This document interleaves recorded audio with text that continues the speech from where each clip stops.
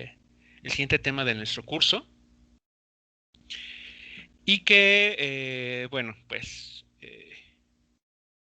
forma parte de nuestro segundo parcial. Este será el tema, el último tema de nuestro segundo parcial.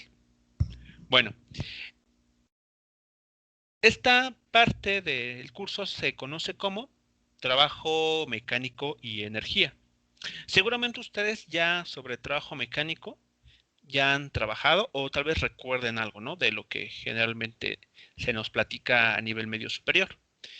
Bueno, el día de hoy vamos a profundizar en este concepto, en esta cantidad física y pues la vamos a relacionar con algunos temas que tienen que ver con o que son propios de vectores. Bueno, para entrar un poco en contexto en este nuevo concepto, vamos a recordar lo que sabemos ya um, de lo que ocurre cuando sobre una partícula se hace actuar una fuerza con alguna cierta dirección respecto al desplazamiento que está experimentando esta partícula. Bueno, por lo tanto, a ver, vamos a tener las siguientes ideas.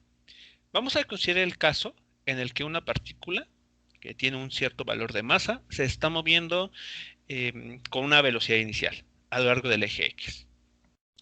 Si sobre esta partícula no se aplica ninguna fuerza, esa partícula que se está moviendo en el eje X y que lleva una cierta velocidad, ¿qué esperaríamos que ocurriera con ella?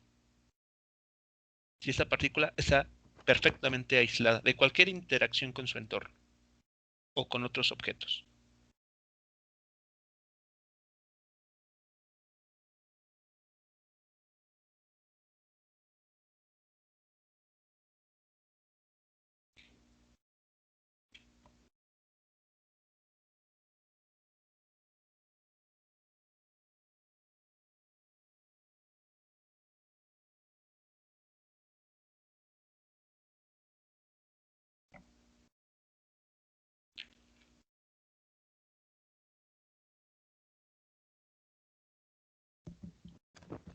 González Tobar, ¿qué es lo que esperaríamos en ese caso?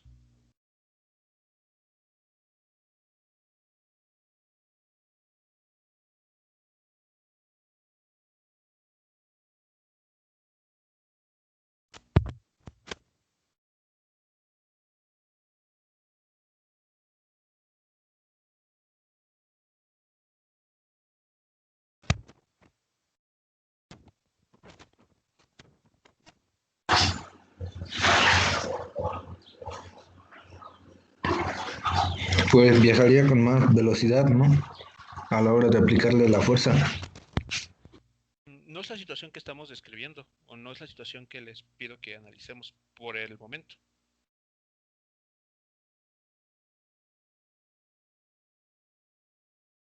La pregunta fue si sobre este sistema, o mejor dicho, si hacemos que la partícula esté totalmente aislada de su entorno, que no interactúe con nada, ¿qué es lo que esperamos que suceda?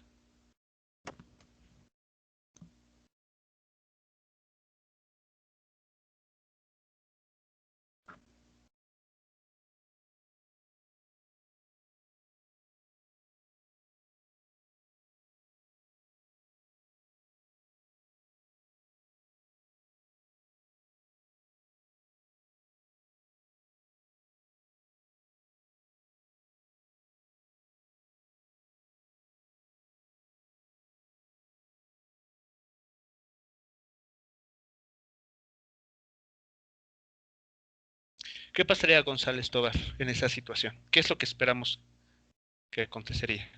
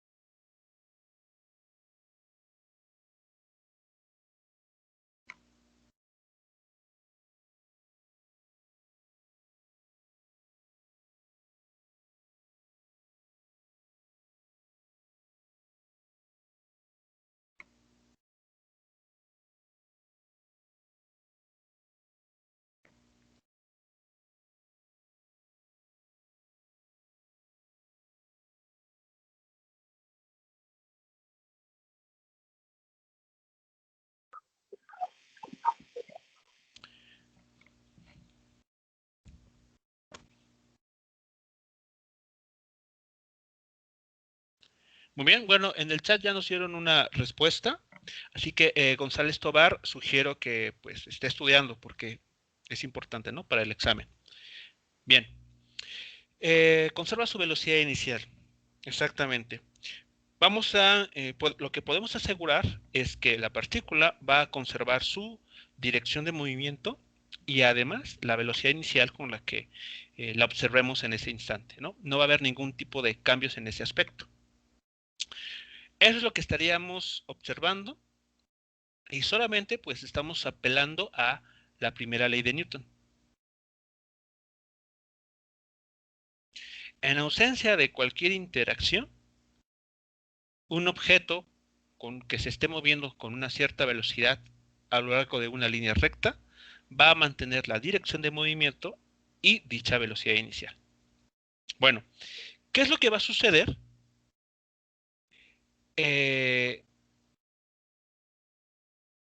Cuando sobre esta partícula actúe una fuerza F.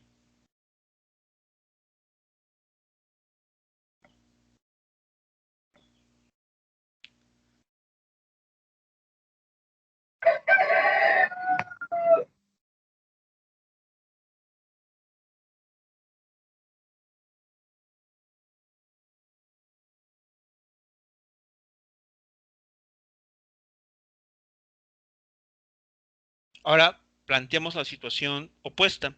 Ahora, sobre esa misma partícula, hacemos que durante el desplazamiento de la partícula de una posición que vamos a llamarla x0 a una posición distinta x1, actúe una fuerza.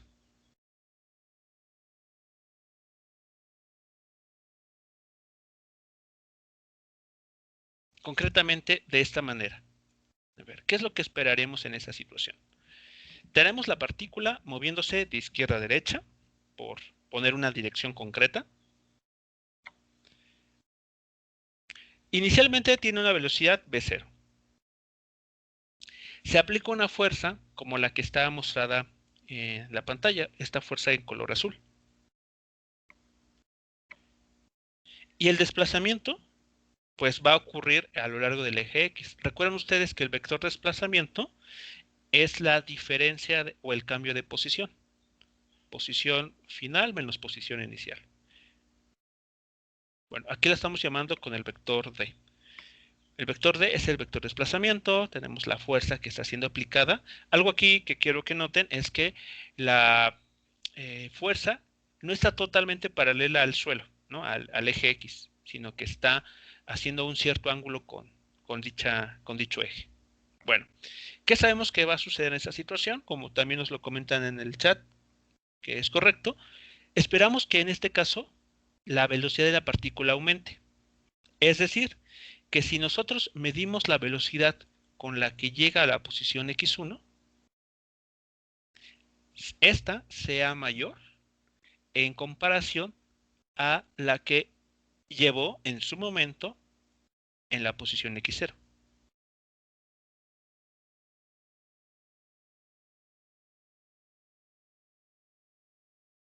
Eso que acabamos de comentar, eso que se está discutiendo con esta primera idea, ¿les parece que es algo nuevo o es algo que ya, de lo que ya habíamos platicado anteriormente?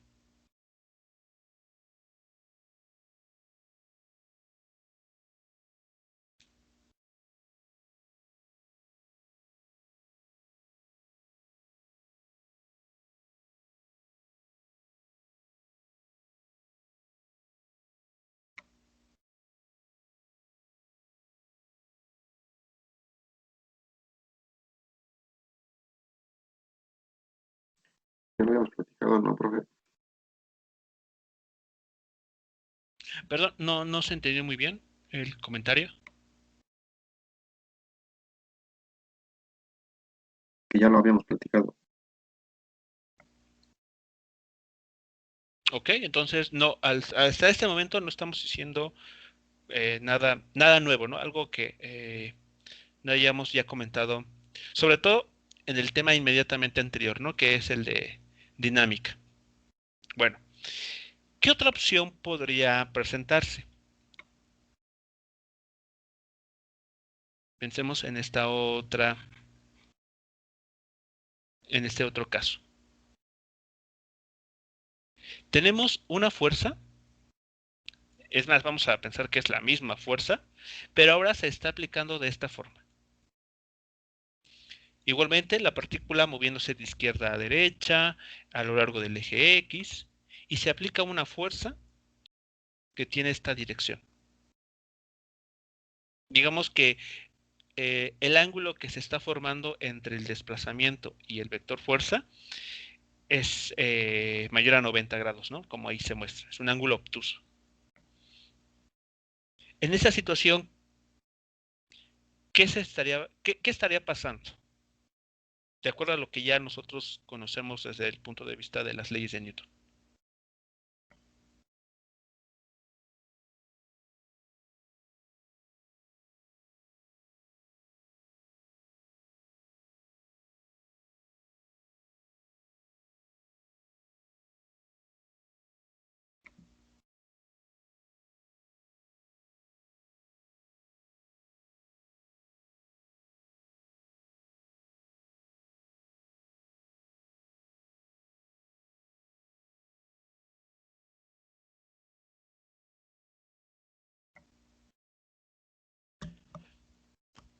Ok, respecto, como comentario sobre lo que nos dicen en el chat, hay que tener cuidado solamente con las palabras porque no queda muy... Aquí hay que tener precaución. Se dice que estaría deteniendo la velocidad de la partícula. No creo que la palabra detener sería la correcta para describir lo que estaría sucediendo. Porque detener una velocidad, detenemos los objetos.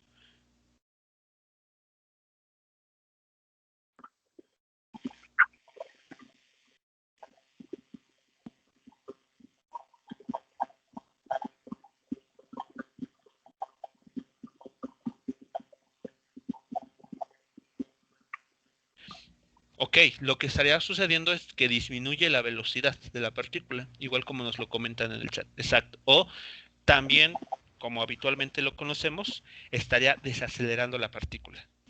Muy bien, eso es lo que estaría pasando, justamente. Y eso, bueno, igual, ¿no? Es algo que ya de alguna manera habíamos comentado a la hora de revisar la segunda ley de Newton. Cuando la fuerza se aplica de esta manera, lo que estaría sucediendo es que debido a esta fuerza, la velocidad de la partícula va a ser menor cuando llegue al punto x1. Al medir la velocidad en esta posición, podríamos registrar una velocidad menor en comparación a la velocidad que llevaba la partícula en la posición x0. Y lo que comenta en el chat es totalmente correcto. O está desacelerando o disminuye su velocidad. Bueno, pensemos en una tercera situación. En un tercer caso.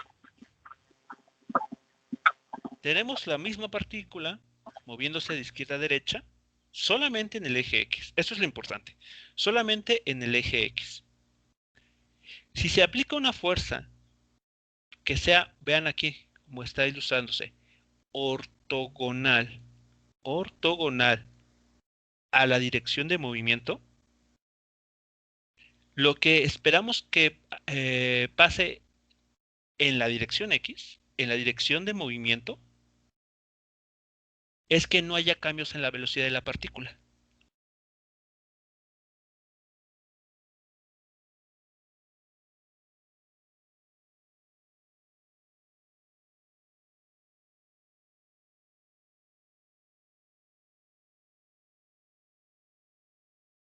¿Para todos es claro este último caso? Estamos asumiendo una situación en la cual una partícula se esté moviendo de izquierda a derecha a lo largo del eje X. Y en el instante X, bueno, cuando pasa por el punto X0, actúa una fuerza que es ortogonal al desplazamiento. como se ilustra en la figura de la pantalla. Lo que se espera como resultado de esta sola interacción es que en el eje X no exista un cambio en la velocidad.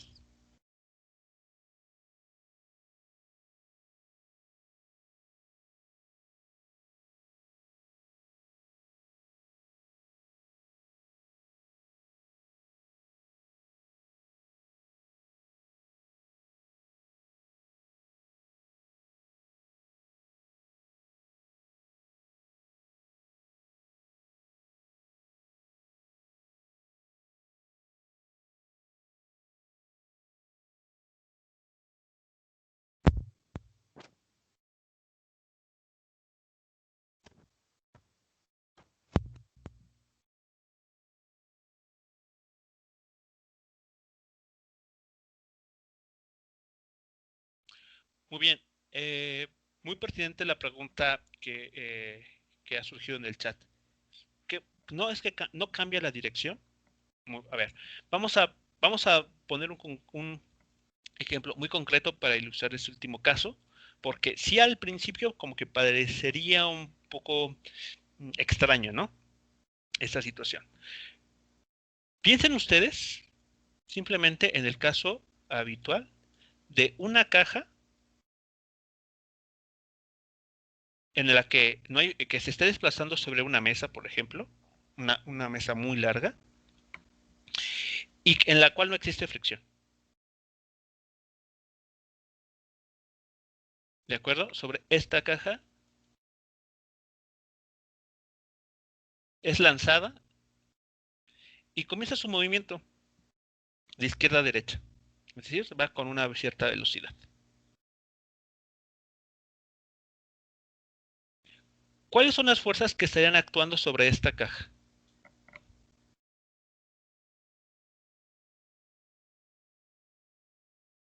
El peso. Ok, uno es el vector peso. Muy bien. Ahí está, el vector peso. ¿Qué otra fuerza podríamos pensar que está ahí presente? La velocidad no es una fuerza. Recordemos que la velocidad no es una fuerza.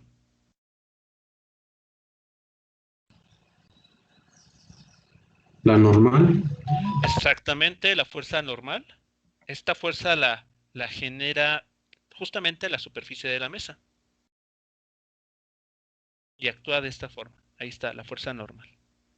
¿Alguna otra fuerza que por ahí esté actuando o ya sean las únicas?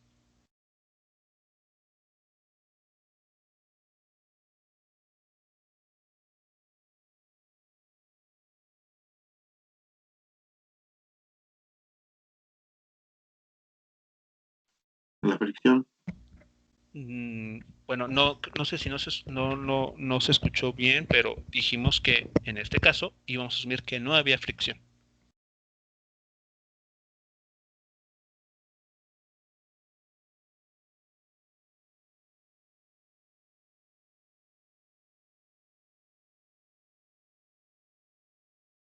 Ok, si bien es cierto que podemos pensar que inicialmente este objeto fue lanzado, claro, deberíamos tener presente esa fuerza.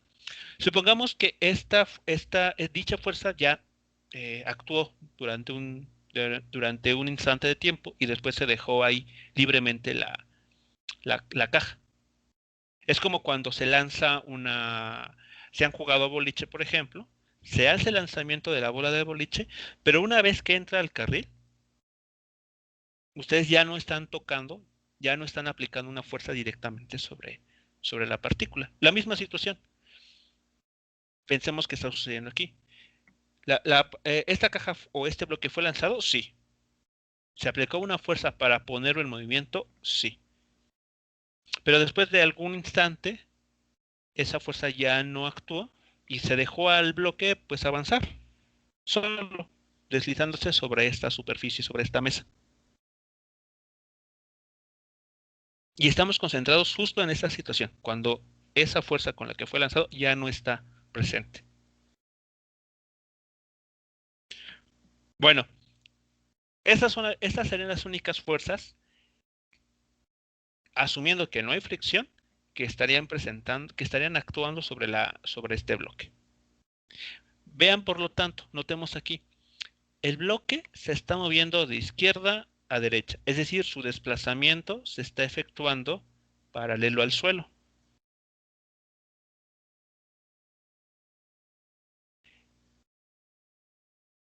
Está actuando paralelo al suelo. Pero estas fuerzas, normal y peso, ¿cómo es que están actuando respecto a ese desplazamiento? ¿Qué dirección tienen?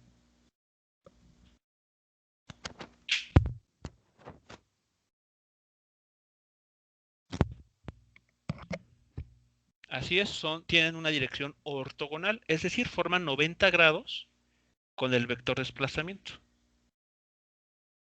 Y es justamente lo que estaremos aquí representando.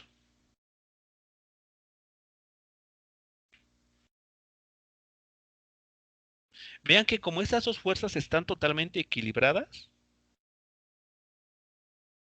la fuerza en el eje vertical no hay una fuerza neta en el eje vertical que produzca algún movimiento vertical o que haga que esta partícula esté saltando.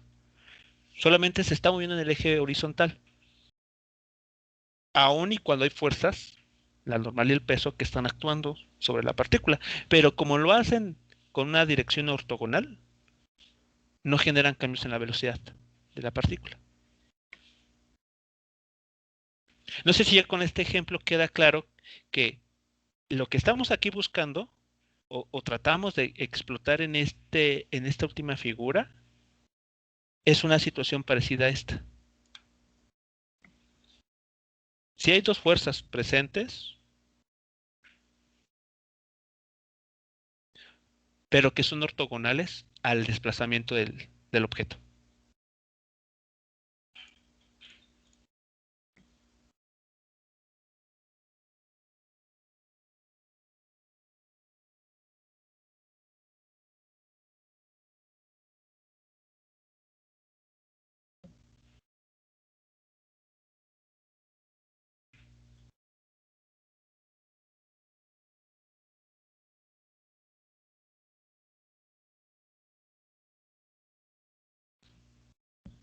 Hasta aquí, preguntas, comentarios con eso que acabamos de mencionar entonces, que tiene que ver, pues, creo yo que hasta como una especie de repaso de lo que sabemos que nos dice la segunda ley de Newton.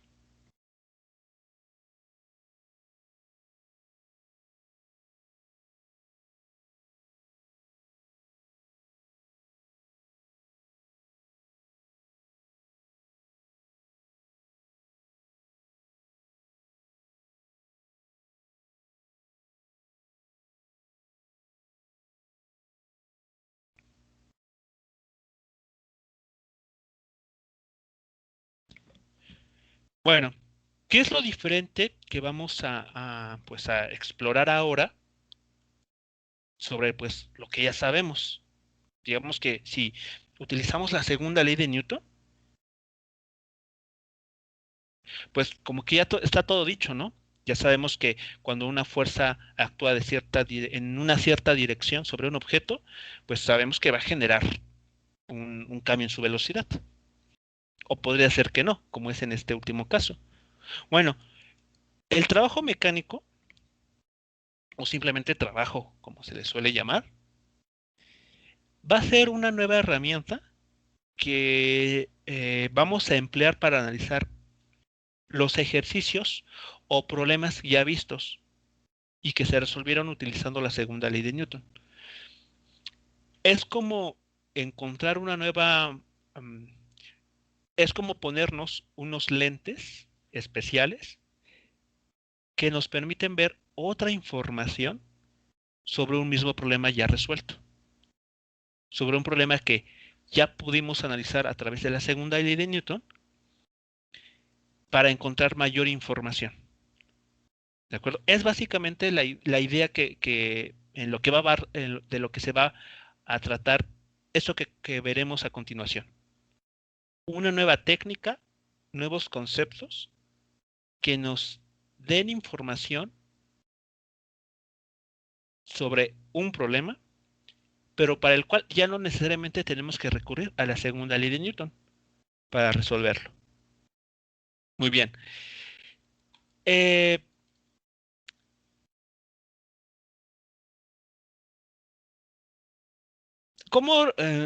acuerdo a lo que ustedes saben sobre el trabajo mecánico, ¿cómo se define, cómo ustedes recuerdan que se puede calcular el trabajo mecánico? ¿O a qué es igual el trabajo mecánico?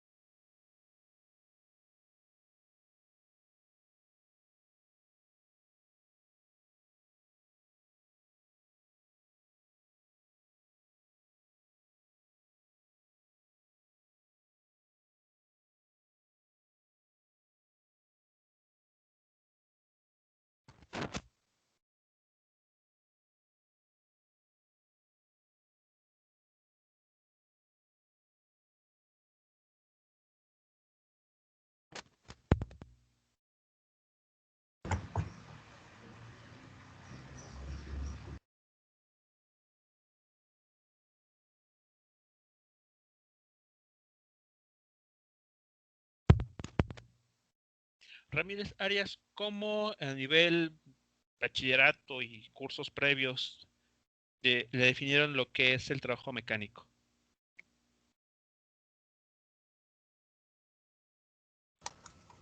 Puede ser como una magnitud física.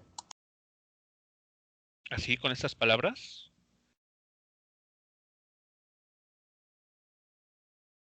¿Qué es el trabajo mecánico? ¿Cómo les definieron ustedes el trabajo mecánico? Bueno, es la fuerza que podemos aplicar sobre un objeto y y si el objeto se desplaza, pues ya es trabajo Ajá. mecánico, ¿no? Es decir, ¿qué necesitamos para un caso concreto determinar el trabajo mecánico?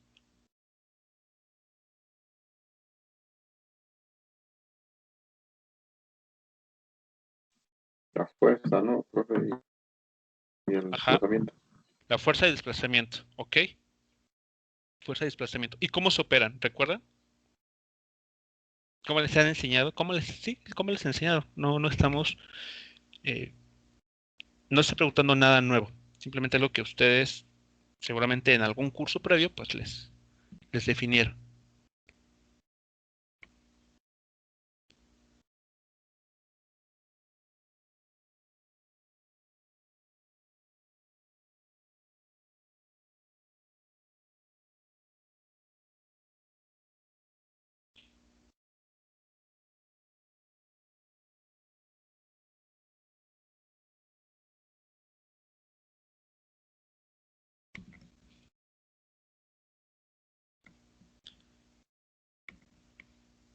Es más, hasta seguramente hubo algún problema en, en su examen de admisión, que, claro, preguntarles a estas alturas, pues ya es tema pasado, ¿no? Que no solamente tienen que recordar, pero seguramente hubo algún problema en el que les piden determinar el trabajo mecánico.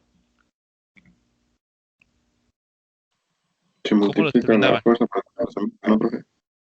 ¿Qué, perdón?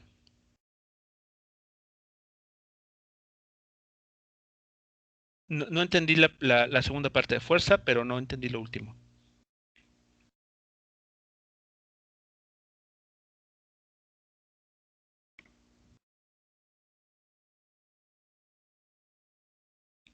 Bien, como nos cuentan en el chat, creo que es la idea que nos comentan, para calcular trabajo mecánico es simplemente tomas la fuerza y la multiplicas por la distancia, fuerza por distancia.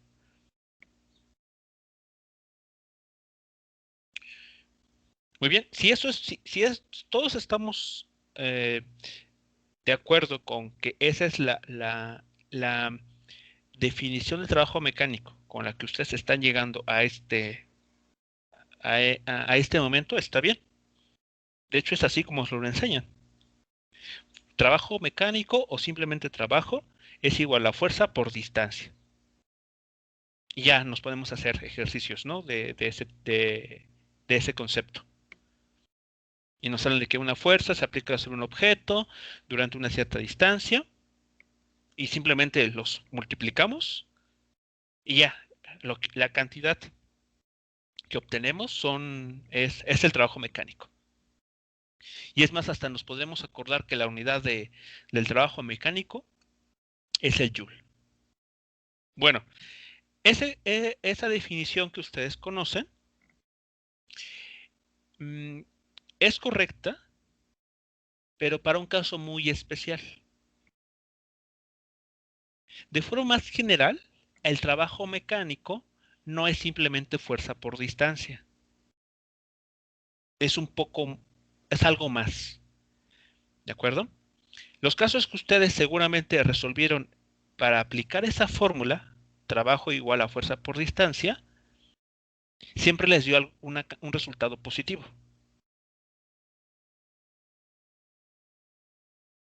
Pero vamos a ver a continuación que no siempre ocurre eso, que el trabajo mecánico puede ser también una cantidad negativa.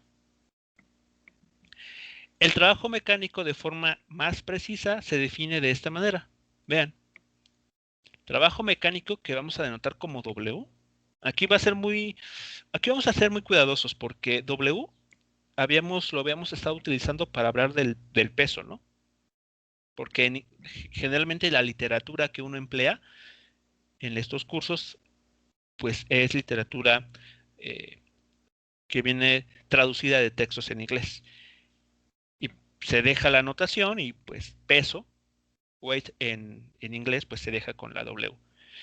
Y trabajo mecánico, que en inglés también se denota con W, pues puede entrar en conflicto, ¿no? Con la notación. Por eso, a menos de que exista riesgo de confusión, haremos el señalamiento si estamos hablando del vector peso o del trabajo mecánico. Pero por el momento, la W que vayamos a escribir a continuación representa o significa trabajo mecánico, ¿de acuerdo? Bueno, el trabajo mecánico es una cantidad escalar, para empezar. Eso ya es una distinción clarísima entre el peso y el trabajo mecánico, hablando de la notación. El trabajo mecánico es una cantidad escalar que se calcula, vean ustedes, a través de esta operación. ¿Recuerdan cuál es el nombre de esta operación aquí indicada?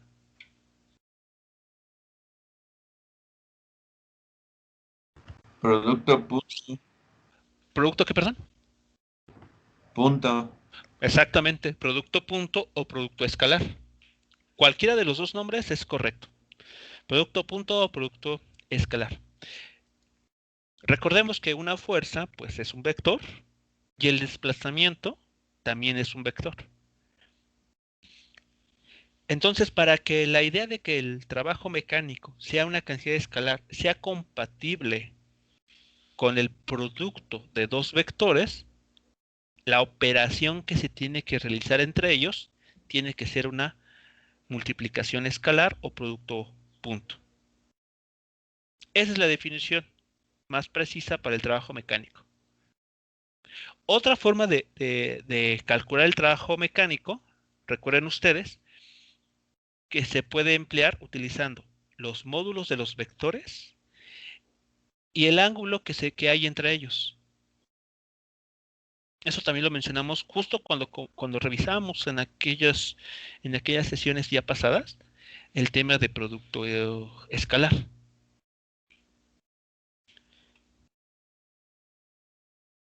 El producto escalar también es igual a el módulo de los vectores multiplicándose y después siendo multiplicados por el coseno del ángulo que hay entre ellos.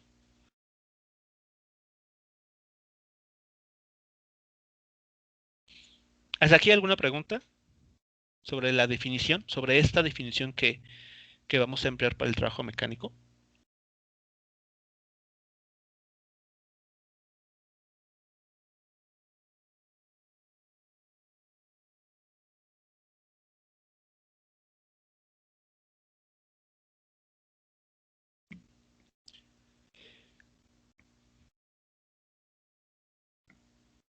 Por lo tanto, en las figuras que teníamos, por esa razón aquí había un ángulo. Justamente para que les fuera más claro a ustedes esta idea de definir el trabajo mecánico como el producto escalar entre el vector desplazamiento y el vector fuerza. Y puede existir la posibilidad de que entre estos dos vectores exista un ángulo. Un ángulo que, por ejemplo, en este caso es menor a 90 grados. Un ángulo que en este otro caso, vean, aquí es el vector desplazamiento, aquí está el vector fuerza, y aquí hay un ángulo entre ellos que es mayor a 90 grados. O un último caso en el que el ángulo entre los dos vectores sea exactamente de 90 grados. Esa información está justamente contenida en este ángulo. Este ángulo nos dice justamente, bueno, está relacionado en cómo se está aplicando la fuerza F respecto al desplazamiento que tiene la partícula. ¿Por qué yo les decía que esa definición que a ustedes les platicaron en sus cursos previos habla de un caso muy, muy particular? Bueno, ¿qué pasa si el ángulo θ vale 0 grados? Pues lo que estaríamos diciendo es que el vector de desplazamiento, pensemos que está en el eje X, y el vector fuerza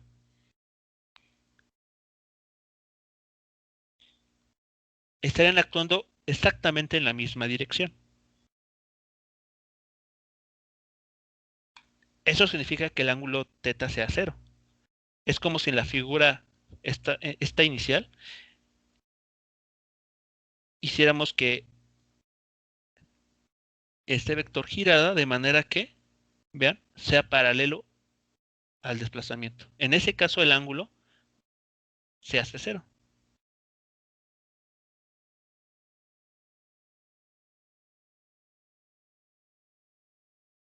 Bueno, si esa es la situación, ¿cuánto vale coseno de un ángulo 0?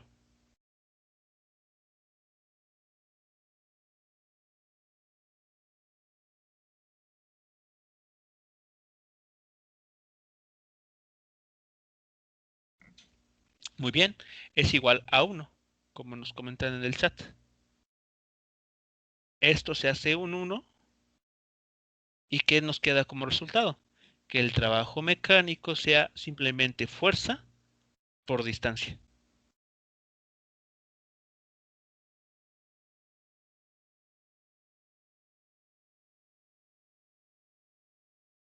Ese es el caso que en sus cursos previos les planteaban simplemente.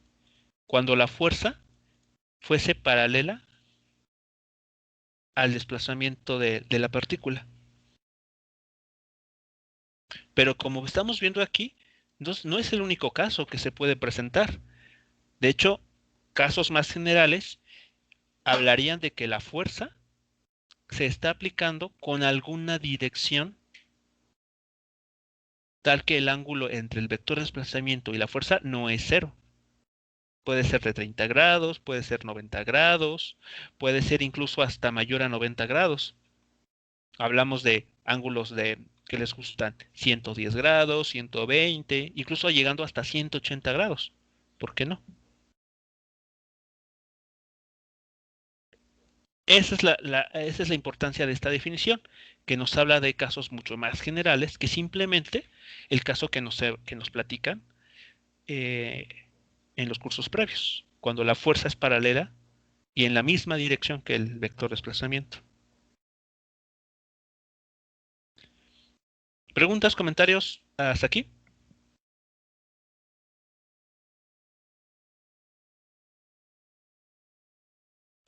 No, profe. Muy bien, bueno, pues como comentario extra, simplemente para recordar también las unidades, tenemos que el trabajo mecánico, repito, muy importante, es una cantidad escalar. El trabajo mecánico es una cantidad escalar, la cual se va a medir en joules. Un joule simplemente es un newton por metro. Es así su definición en el sistema internacional. Bueno, a ver, chequemos lo siguiente, esta afirmación. El trabajo mecánico es una cantidad escalar que puede ser positiva, negativa o incluso puede ser cero, dependiendo de cómo actúe la fuerza F durante el desplazamiento D. A ver, vamos a ver cómo es eso posible. Si analizamos esta parte de la definición, esta parte de la ecuación, observemos lo siguiente. El módulo de cualquier fuerza, perdón, de cualquier vector, ya en su momento vimos que siempre es una cantidad positiva. El módulo de un vector, de cualquier vector, siempre es una cantidad positiva. Recuerden que se aplica o que se calcula a través del, digamos que el teorema de Pitágoras, ¿no? Donde hablamos aquí de las componentes de un vector. Es una cantidad siempre positiva. Bueno, este módulo del vector fuerza es positivo, signo positivo, ahí está.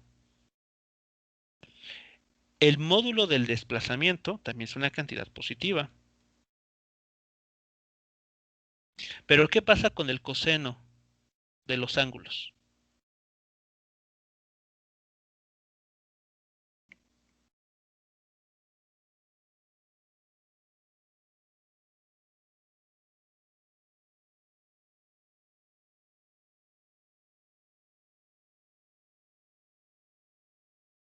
Si recuerdan el círculo unitario, ¿qué pueden decir acerca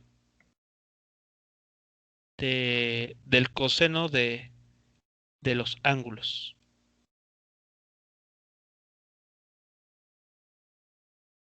¿Qué valores pueden tomar en cuestiones de signo también?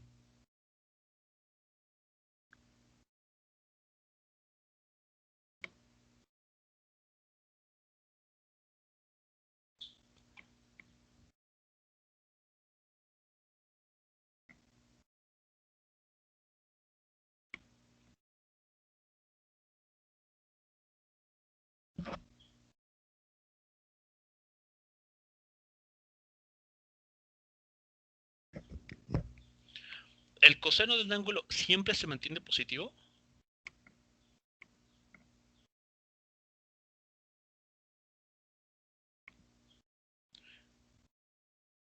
¿O para ciertos ángulos es positivo? Y si sí, ¿para qué ángulos?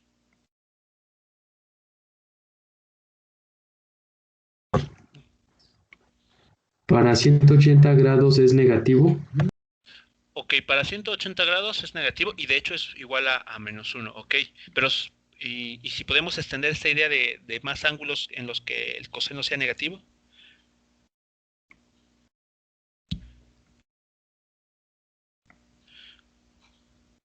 Por ejemplo, si hablamos vamos a utilizar la notación que tal vez ustedes han repasado en su curso de cálculo, que son los intervalos.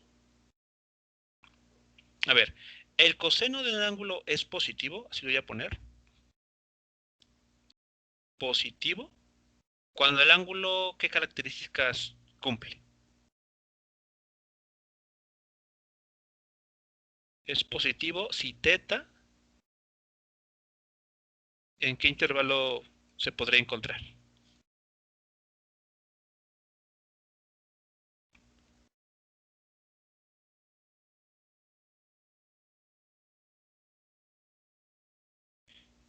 El coseno del ángulo es negativo cuando θ, ¿en qué intervalo se encuentra? y es 0,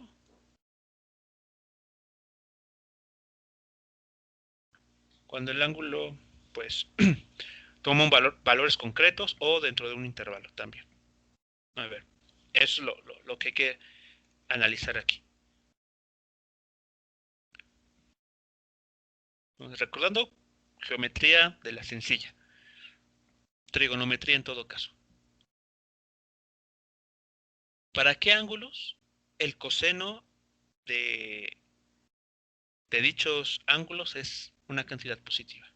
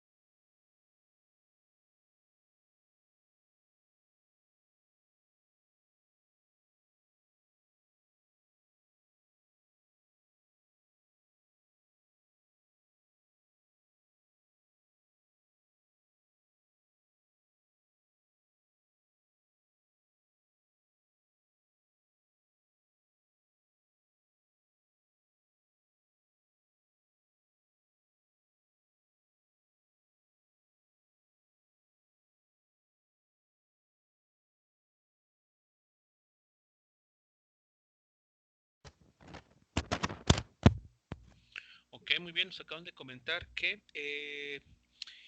el coseno de un ángulo será positivo si dicho ángulo está en el primer o cuarto cuadrante. Así es. Si el ángulo está definido en el primer o cuarto cuadrante, el coseno de ese ángulo es positivo. También nos comentan negativo si está en el segundo o tercer cuadrante. Es correcto. El coseno de ese ángulo será negativo si dicho ángulo está en el segundo o en el tercer cuadrante. ¿Y cuándo el coseno de ese ángulo será 0?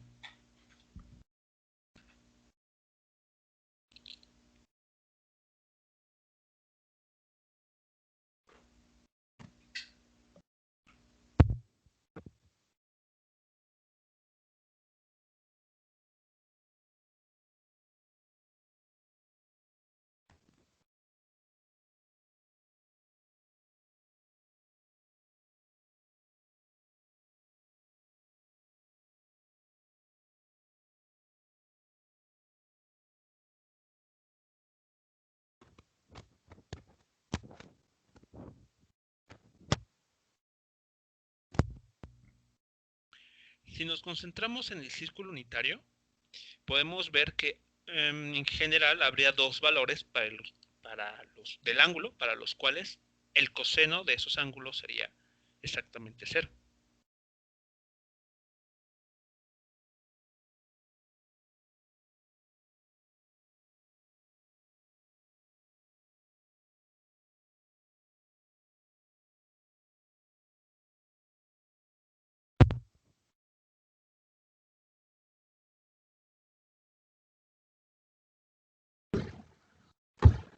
¿Es cero cuando tiene 90 grados y 270 grados? Exacto. Cuando el ángulo vale 90 grados o 270 grados, en esos dos casos muy, muy concretos, el coseno se hace cero. Es nulo, en pocas palabras. Vean, por lo tanto, ya hemos, como vamos a decirlo así, caracterizado nuestros cuadrantes, en los cuales para los cuales el coseno de estos ángulos pues toma un signo. Por el momento no nos preocupamos tanto por el valor, más bien en el signo. Sí puede ser negativo, positivo o incluso cero. Vean, por lo tanto, que el trabajo el trabajo mecánico va a ser positivo cuando estas tres cantidades sean positivas. Eso quiere decir que cuando el ángulo que se esté formando entre el vector fuerza y el vector desplazamiento sea un ángulo que podamos dibujar en el primer o cuarto cuadrante, tendremos entonces que esta cantidad será totalmente positiva.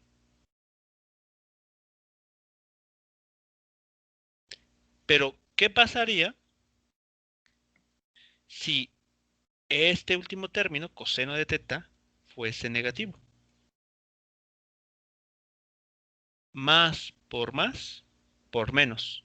¿Cuál es el signo de ese producto de tres cantidades?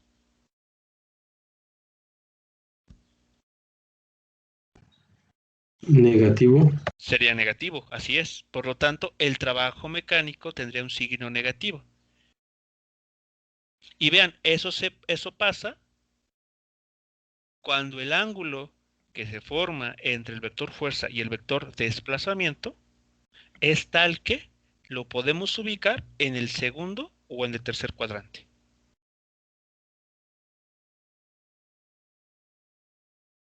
¿Y qué pasa cuando el coseno del ángulo teta vale 0? Es decir, cuando el ángulo que hay entre los vectores fuerza y desplazamiento es 90 grados o 270 grados. ¿Qué podemos decir acerca del trabajo mecánico?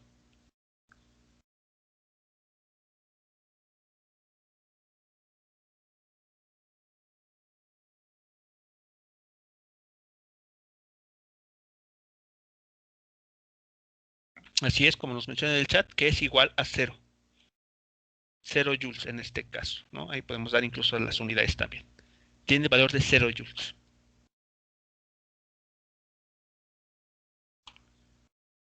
Vean, vean la información que hemos obtenido tan solo fijándonos en lo que pasa con el ángulo teta. Toda la información que hemos podido rescatar. Por ejemplo, si regresamos a nuestras figuras de aquí arriba, ¿qué signo tendría el trabajo en esta situación? Si pudiéramos tener ahí los números concretos, pero bueno, no es el caso. Sin embargo, creo que sí podemos dar esa información. Para esta situación A, ¿cuál sería el signo del trabajo mecánico? ¿Sería positivo? ¿Por qué? ¿Cómo podemos llegar a esa conclusión? Porque el ángulo queda en el primer cuadrante. Ok, muy bien. O también lo podemos ver porque el ángulo es menor a 90 grados, ¿no? Y eso lo obliga a estar justamente en el primer cuadrante. Muy bien. Por lo tanto, en esta figura, así sin hacer ningún cálculo, podemos decir que el trabajo mecánico va a ser positivo. ¿Cuánto exactamente? No lo sabemos, pero tiene que ser una cantidad positiva. ¿Qué pasa en el caso 2?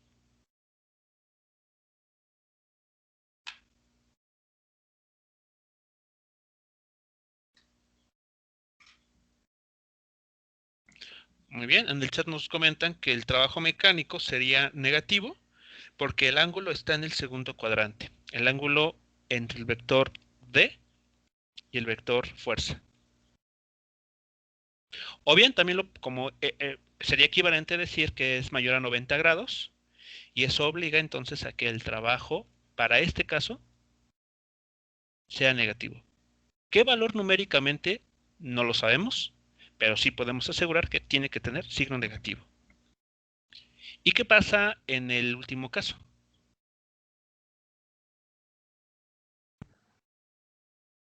Es cero, ¿Por qué? porque el ángulo tiene 90 grados. Muy bien, porque el ángulo entre el vector desplazamiento y el vector fuerza es 90 grados. Así es. Tenemos que el trabajo mecánico es exactamente 0. 0 joules. Pues aquí, preguntas, comentarios, ¿cómo vamos con estas ideas?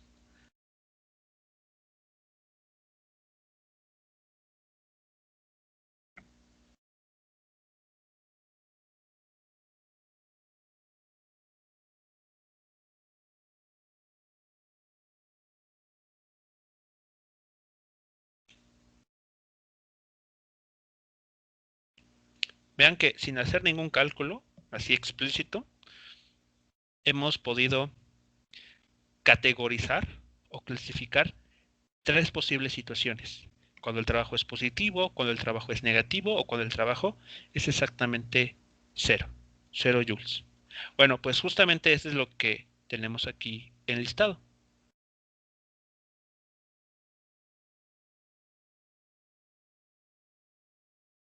Cuando la fuerza F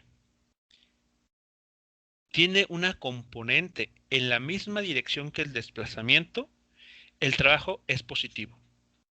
A ver, echemos un vistazo. ¿Estará ocurriendo eso aquí? Cuando la fuerza aplicada, la fuerza F, tiene una componente en la misma dirección que el desplazamiento, el trabajo mecánico es positivo. ¿Se estaría cumpliendo esa afirmación en esta figura?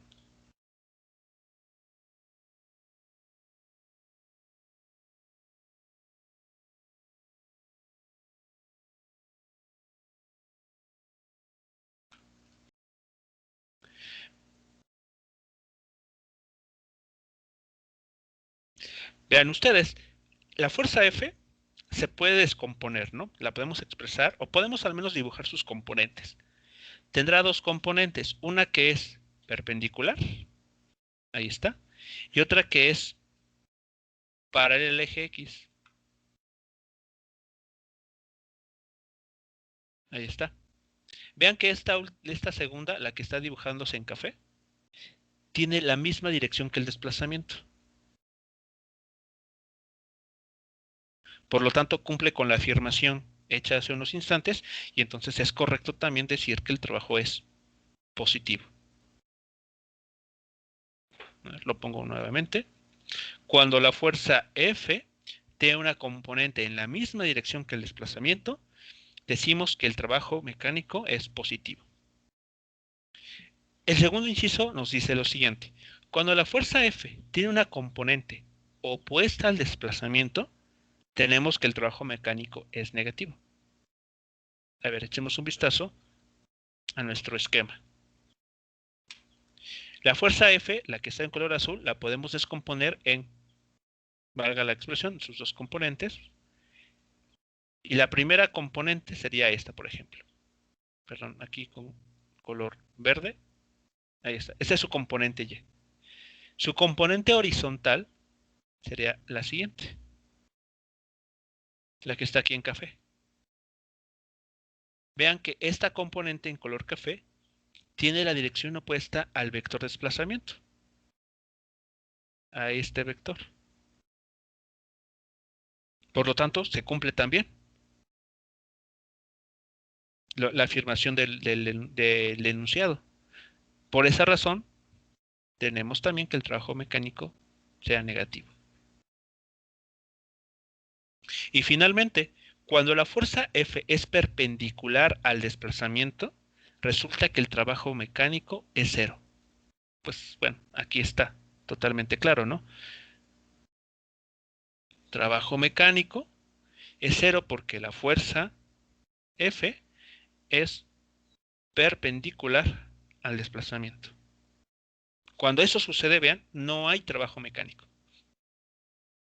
Es totalmente nulo.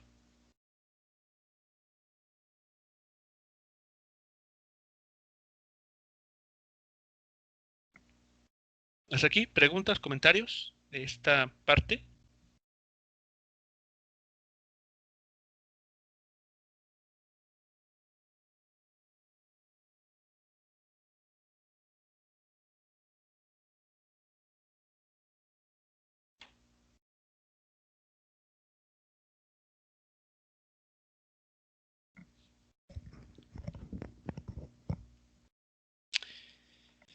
Bueno, bueno, ya para terminar esta primera parte y pasar a lo siguiente, voy a mencionarles algo. Vamos a identificar algo que está pasando y que va a representar mucha información. Un detalle que está apareciéndonos aquí, que a simple vista pudiera no parecer importante, pero como veremos más adelante, realmente lo es. Vean, en la primera situación ya justificamos por varias razones que el trabajo mecánico va a ser positivo. Ya ustedes bien me dijeron que el trabajo en este caso va a ser positivo. Pero algo importante que hay que notar es que, vean, bajo esta situación, ¿qué pasó con la velocidad de la partícula? Se ha incrementado. Vean, como que parece curioso. El trabajo mecánico en la situación A es positivo. Y también tenemos que la velocidad de la partícula se ha incrementado. Chequemos la situación B. En la situación B, el trabajo mecánico es negativo. Y podemos ver que en esa situación también ha ocurrido que la velocidad de la partícula ha cambiado, pero de tal forma que ha decrecido en valor. Es decir, que la partícula perdió velocidad, disminuyó su velocidad. Y vean que cuando en el último caso, en el que el trabajo es exactamente cero, en el eje X podemos asegurar o podemos notar que la velocidad no ha sufrido cambios.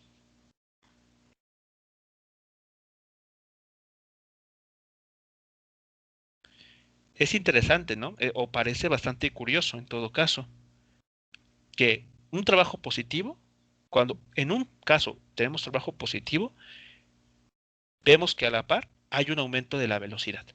Cuando el trabajo mecánico es negativo, a la par tenemos un decremento en la velocidad. Y cuando el trabajo mecánico es cero, no hay cambio en la velocidad.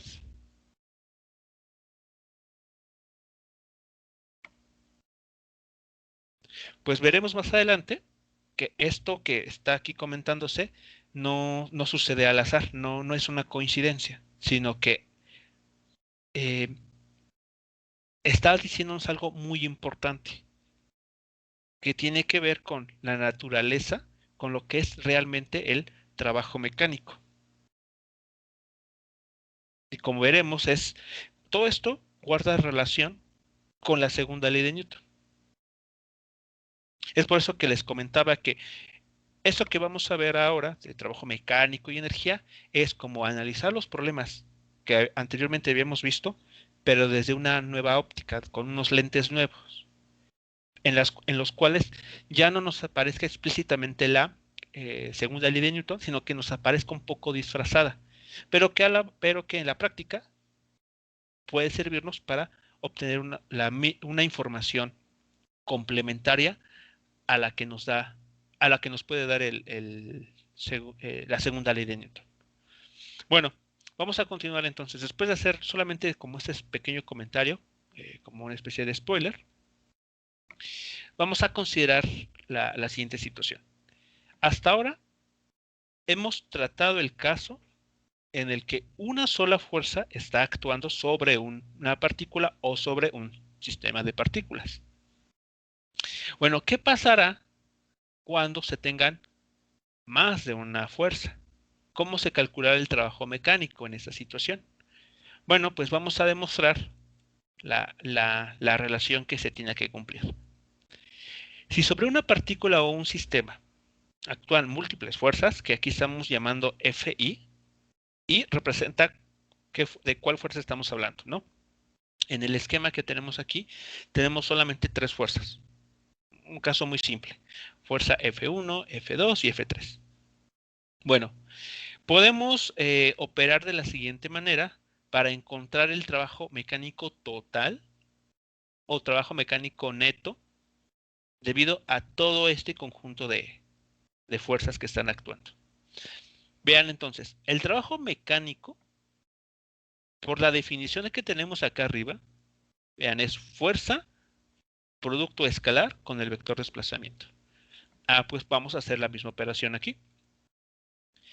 El trabajo mecánico total que se genera debido a todas estas fuerzas, cuando un objeto, aquí representado por este puntito, se mueve de esta posición X1 a esta otra posición, que llamémosla X2, o como ustedes gusten, se va a determinar del siguiente modo.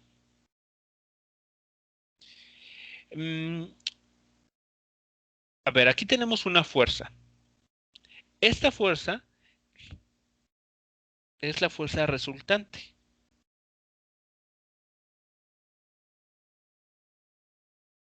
Ya en el tema de dinámica, mencionamos que las fuerzas, estas interacciones, cumplen algo que se conoce como el principio de superposición.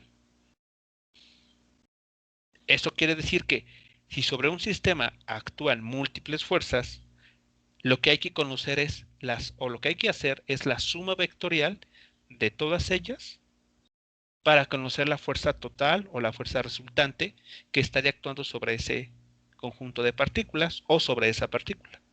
Pues justamente es lo que está pasando aquí. Aquí esta fuerza que estamos multiplicando es la fuerza resultante. Y recordemos que esa fuerza resultante no es otra cosa más que la suma vectorial de todas las fuerzas que estuvieran ahí presentes. Como solo en este caso tenemos 3 fuerzas, bueno, aquí habría que sumar F1, F2 hasta F3. Digamos que hasta aquí tendremos 3 fuerzas.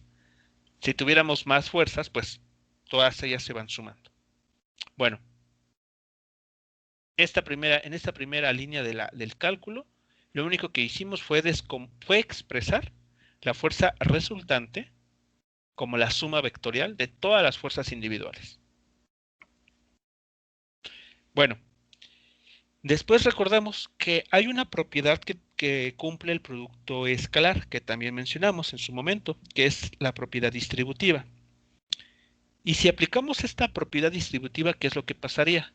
Bueno, que este producto comienza a afectar a cada uno de los sumandos. Al primero, al segundo, al tercero, hasta llegar al último. Hasta llegar a este. Vean aquí entonces tendremos lo siguiente.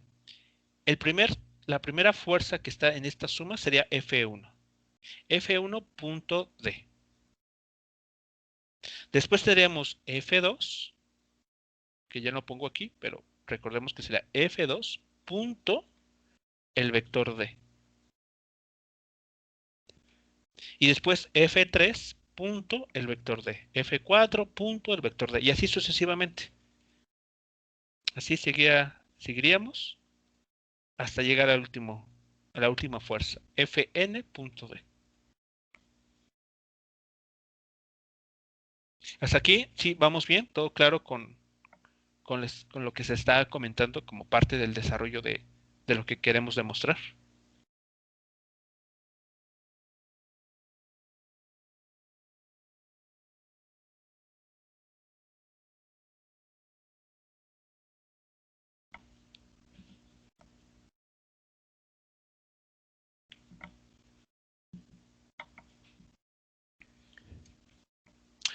Muy bien. Ahora, este término, vean que aquí nos han aparecido varios términos, ¿no? Este término que estoy señalando ahora, ¿quién es? O sea, F1.d, ¿qué nos estaría dando como resultado?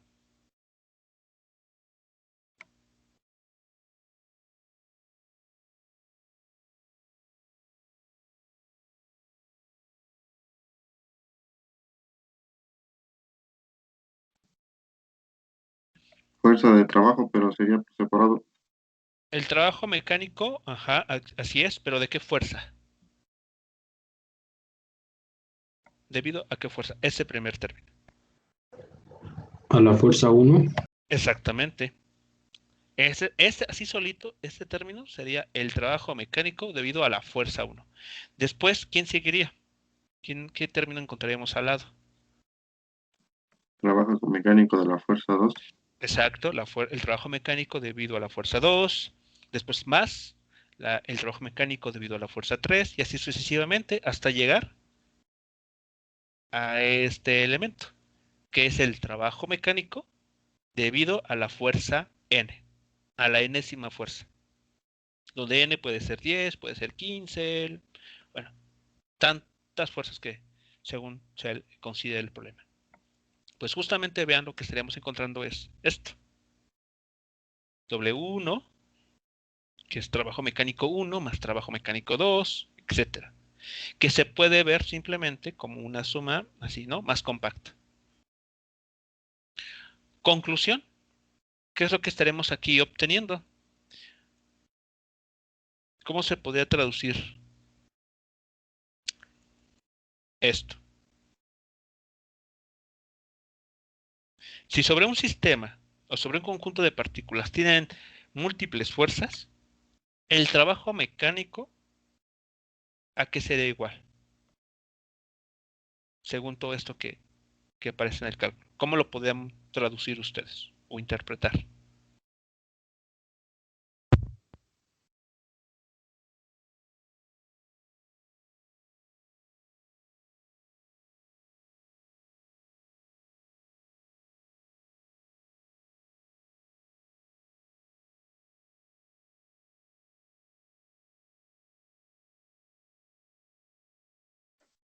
A la suma de las fuerzas por la distancia.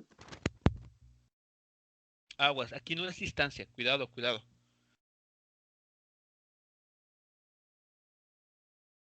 Estamos utilizando notación vectorial. Desplazamiento. Correcto, por el producto escalar con el desplazamiento. Si quisiéramos expresar esto como utilizando los módulos de los vectores, tendremos por lo tanto que incluir el coseno que se está formando entre el desplazamiento y cada vector. Pero no es el caso. Estamos en esa primera parte de la igualdad, por lo tanto todo esto que estamos viendo son esencialmente pues vectores. Vean, entonces, el trabajo mecánico total, cuando ustedes tienen múltiples fuerzas actuando sobre un sistema o sobre una partícula y se les pide determina el trabajo mecánico total, tienen dos opciones. Opción 1, determinan primero ¿cómo se llama? El vector resultante, la fuerza resultante, haciendo la suma vectorial de todas esas fuerzas, y después realizan el producto escalar con el vector de desplazamiento.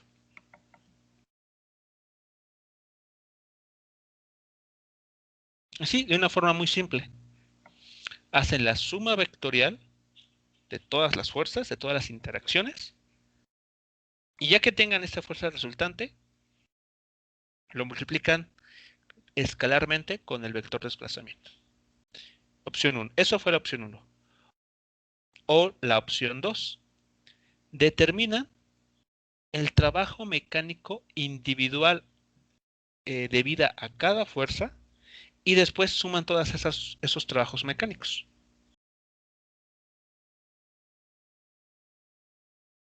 Están esas dos posibilidades.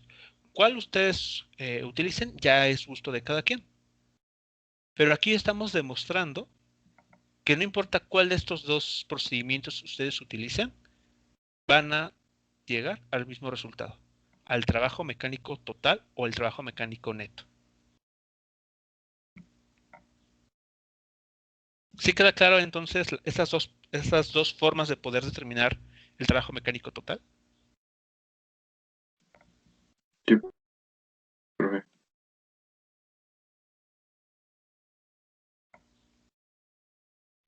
Muy bien. Bueno, ya en su momento, cuando ya llegamos a la parte de los ejercicios, pues estaremos empleando uno u otro de estos métodos para encontrar el trabajo mecánico. Pero al menos aquí ya los estamos dando a conocer para que pues, ustedes tengan estas posibilidades. Bien. Ahora sí, vamos a destinar lo que queda de la sesión para tratar un resultado muy importante y que justamente es el que nos va a dar la justificación, ya nos va a decir exactamente cuál es la relación entre esto que yo les había comentado que parecería al inicio como una especie de simple coincidencia. Si el trabajo mecánico es positivo, vemos que la velocidad de la partícula se incrementa. Si el trabajo mecánico tiene signo negativo, la velocidad de la partícula disminuye. Y si el trabajo mecánico es cero, no hay cambio en la velocidad de la partícula a lo largo de su desplazamiento. Vamos justamente lo que vamos a tratar ahora es este resultado conocido como teorema trabajo-energía y es el que nos va a permitir encontrar esta relación que les estaba comentando. A ver, tenemos entonces la siguiente información. El objetivo de esta sección es, como se muestra aquí en la pantalla, establecer o encontrar una relación entre el trabajo mecánico debido a una fuerza F y los cambios en la velocidad de la partícula. Ese va a ser nuestro objetivo. Encontrar esa relación, ¿no? Una ecuación o una forma analítica. Bueno, ¿cómo lograremos esto? ¿Cómo vamos a obtener dicho resultado? Pues vamos a imaginar un caso concreto en el que una partícula, una pelota, un carro, lo que sea, una partícula de masa constante m, se encuentra moviéndose en el plano XY. ¿De acuerdo? Está moviéndose en el suelo, por ejemplo, y nosotros lo estamos viendo desde arriba. Bueno, esta partícula se va a mover para llegar para ir de un punto A a un punto B.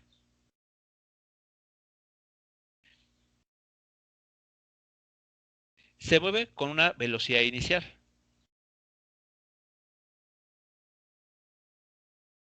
¿Ok? En este punto A tiene una velocidad inicial. Es lo que sabemos, como en las figuras al inicio de la clase.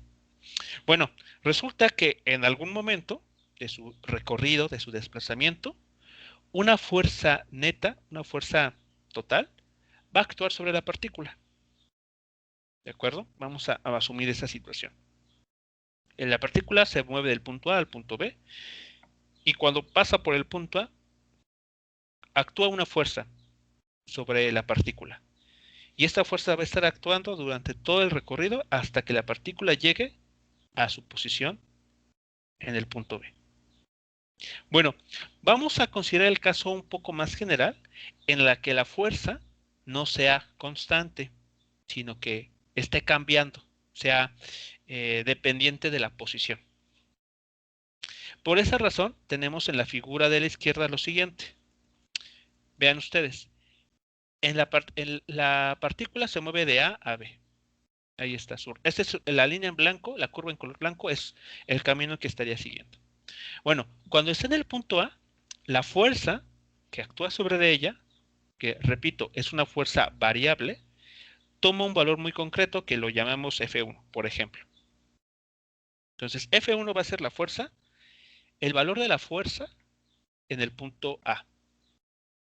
La partícula pues va a seguir moviéndose, ¿no? Va a comenzar a avanzar y posteriormente llega a esta nueva posición.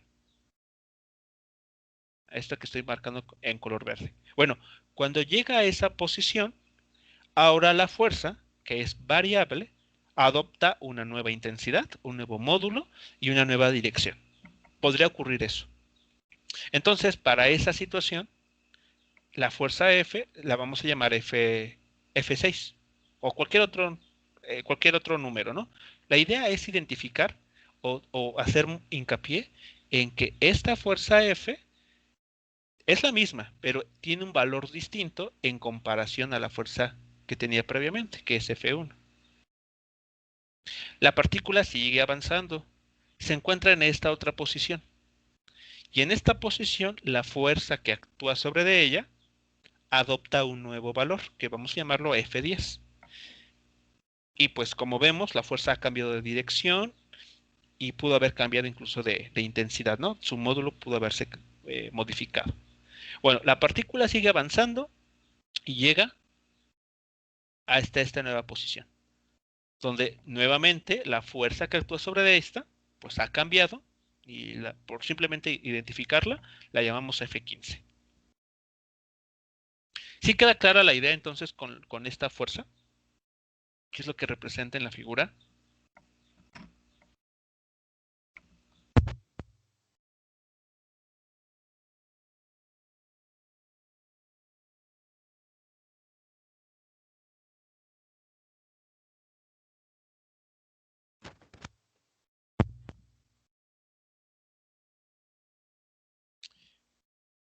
Bueno, en resumen, en la figura de la izquierda lo que estamos representando es la trayectoria que va a seguir una partícula de masa m para ir de un punto A al punto B.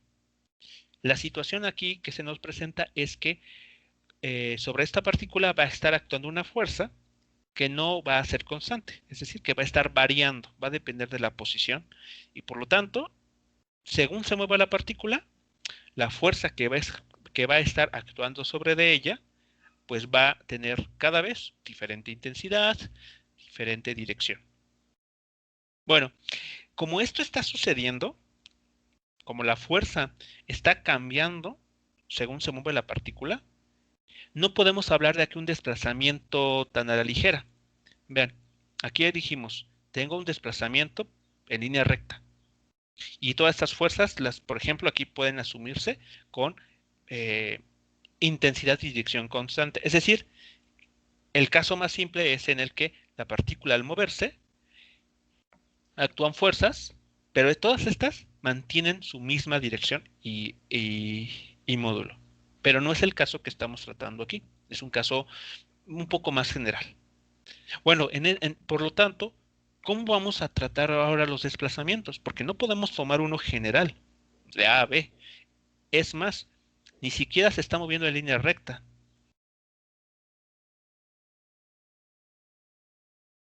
Sino que está siguiendo una trayectoria curva. ¿Qué es lo que podemos hacer? Bueno, pues seccionar nuestro recorrido. Es decir, asumir que la partícula, es como pensar que vamos a analizar la partícula a través de fotografías que le vamos tomando cada vez. Y cada pasito que vaya dando representa una fotografía. Por lo tanto, aquí tenemos para cada desplazamiento un vector que identifica dicho paso. Por ejemplo, dr1 es el vector desplazamiento en esta primera sección, en este primer recorrido que hizo la partícula, hasta llegar a esta marca. Después de esta marca, pues sigue avanzando. Bueno, pues aquí podremos hablar de otro vector, de un dr2, por ejemplo. Y así sucesivamente.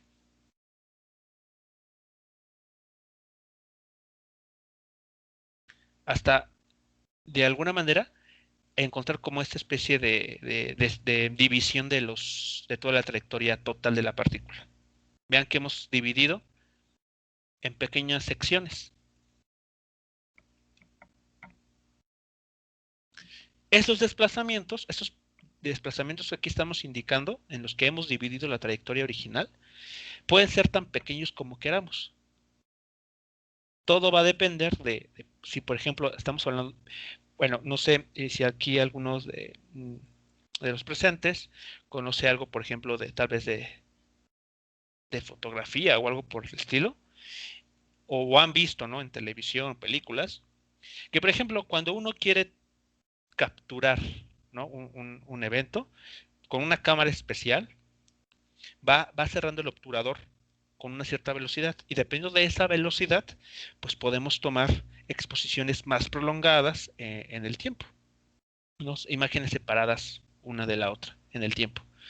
Aquí digamos que si tomamos como idea esto que comento, pensemos que el obturador lo hacemos que tenga una velocidad muy alta, de tal manera que podemos seguir casi segundo a segundo el desplazamiento de la partícula, ¿no? Por lo tanto, esos desplazamientos serían también muy pequeñitos.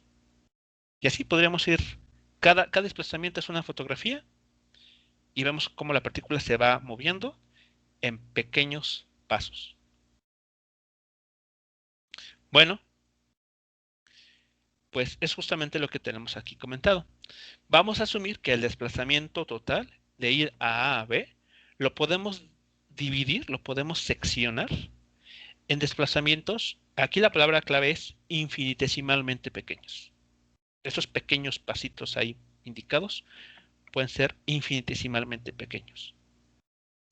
Bueno, pues lo que vamos a revisar dentro de unos minutos, para iniciar ahora un periodo de descanso, es justamente cómo vamos a determinar el trabajo mecánico para esta situación, cuando la fuerza no es constante. Cuando la fuerza es constante, pues aplica todo lo que comentamos aquí arriba. Básicamente nada cambia. Cuando la fuerza es constante, cuando no cambia ni su módulo ni su dirección. Entonces, todo esto que comentamos sobre los dibujos, sobre este producto escalar, se mantiene, es válido. Pero ¿qué pasa en este caso un poco más general, en la que la fuerza ya no es constante? Bueno, pues lo vamos a resolver en unos instantes más. Bien, jóvenes, no sé si queda alguna duda, ha surgido alguna duda. Si no es así, pues comparto en el link, comparto en el chat el link para registrar asistencia para esta primera parte de la sesión. Y entonces vamos a tomarnos un descanso de unos 10 minutos, así que estaremos retomando la sesión a las 10:40.